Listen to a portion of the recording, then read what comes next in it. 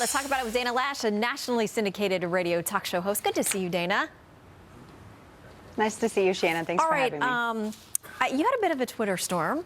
You've been letting us know how you feel about this bill and how it's going down, and saying basically you think that the Republicans are risking the midterms in 2018 if they don't get this right. How much danger is there? I do. I think there's a lot of danger there, Shannon. And I want to reiterate, too, what Senator Paul said.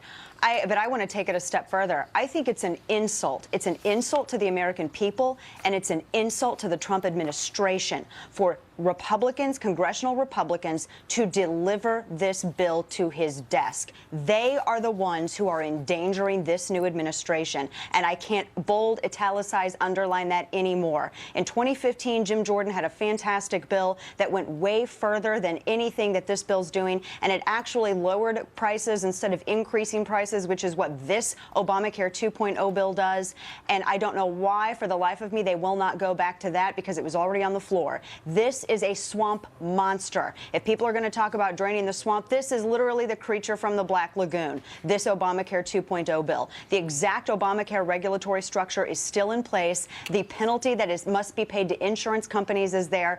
And for all of the awful things that were in Obamacare, one at least wise thing that Democrats did was include some cost controls, albeit nobody liked the method in which they did it. But now in this Obamacare 2.0 bill, Republicans did away with all of that. So it could actually end up costing exponentially more than what the original Obamacare bill did, Shannon. And I think, this isn't about President Trump. And I think there's a lot of great things that he's done just in his first month in office. But for Republicans to deliver something like this to his desk, I'll just say it. It's a giant middle finger to America. It's a giant middle finger to this Trump administration. And we did not protest in the streets for 8 years to get Obamacare Lite. And so they better think long and hard before they try to walk something like this up to the Resolute desk.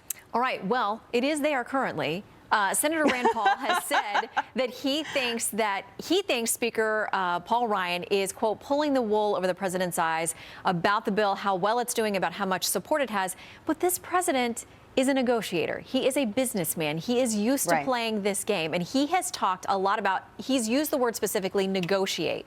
So do you think he knows, listen, we're going to come in with this project. They've worked really hard on it, but I am open to negotiating. This is not going to be the final product. Are you confident that there will be influence by those who they hold the votes in their hands, because the House GOP can't lose more than 21 and still get this thing moving? So do you think, listen, the president is smart enough to know there's going to be some give and take before this thing actually gets to the floor?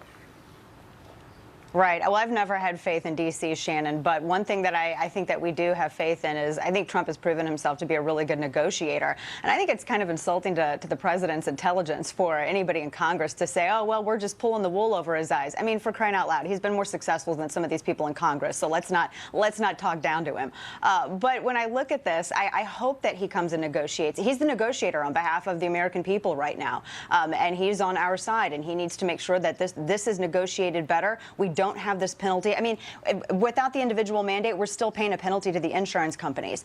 We still have subsidies in this. It's still the same regulatory structure, and we're concerned about the out-of-control spending that's going to be in this bill. There are so many other better alternatives. I don't know why they chose to jump on this landmine. So I would love, I mean, look, I'm kittens and sunshine. I would love to see a negotiation take place. I would love to see something better for the American people. Because, and I'll tell you this too, Shannon, there is an alternative, and I think that Trump has another card here. He could say, you know what, don't do anything, which actually I think congressional Republicans should not do anything in place of doing this, because Obamacare is going to fail. It's already failing. Yeah, we're seeing insurance companies leave.